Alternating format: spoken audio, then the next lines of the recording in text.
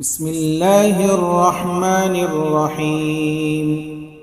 إذا وقعت الواقعة ليس لوقعتها كاذبة خافضة رافعة.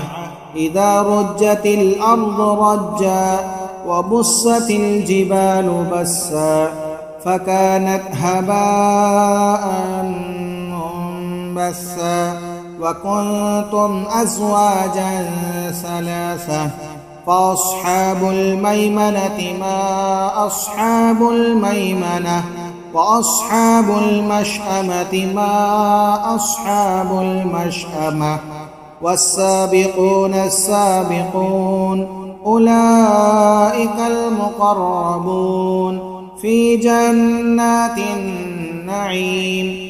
ثلة من الأولين وقليل من الآخرين.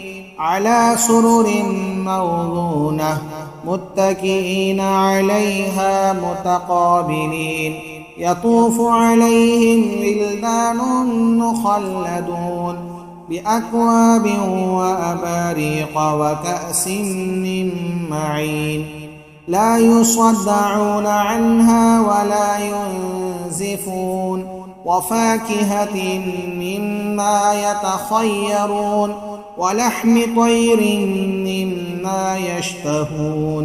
وحور عين كأمثال اللؤلؤ المكنون جزاء بما كانوا يعملون. لا يسمعون فيها لغوا ولا تأثيما إلا قيلا سلاما سلاما.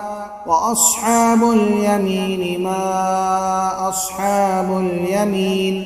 في سدر مخضود وطلح منضود وظل ممدود وماء مسكوب. وفاكهة كثيرة لا مقطوعة ولا ممنوعة. وفرش مرفوعة. إنا أنشأناهن إنشاء فجعلناهن أبكارا عربا أترابا. لأصحاب اليمين ثلة من الأولين وثلة من الآخرين. وأصحاب الشمال ما أصحاب الشمال. في سموم وحميم وظل يحموم لا بارد ولا كريم. إنهم كانوا قبل ذلك مترفين وكانوا يصرون على الحنث العظيم. وكانوا يقولون أئذا متنا وكنا ترابا وعظاما أئنا لمبعوثون أو آباؤنا الأولون.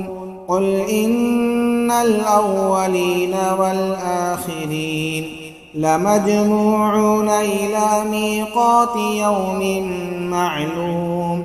ثم إنكم أيها الضالون المكذبون لآكلون من شجر من زقوم فمالئون منها البطون فشاربون عليه من الحميم فشاربون شرب الهيم. هذا نزلهم يوم الدين. نحن خلقناكم فلولا تصدقون. أفرأيتم ما تمنون أأنتم تخلقونه أم نحن الخالقون. نحن قدرنا بينكم الموت وما نحن بمسبوقين على أن نبدل أمثالكم وننشئكم فيما لا تعلمون. ولقد علمتم النشأة الأولى فلولا تذكرون أفرأيتم ما تحرثون أأنتم تزرعونه أم نحن الزارعون لو نشاء لجعلناه حطاما فظلتم تفكهون إنا لمغرمون بل نحن محرومون أفرأيتم الماء الذي تشربون أأنتم أنزلتموه من المزن أم نحن المنزلون لو نشاء جعلناه أجاجا فلولا تشكرون أفرأيتم النار التي تورون أأنتم أنشأتم شجرتها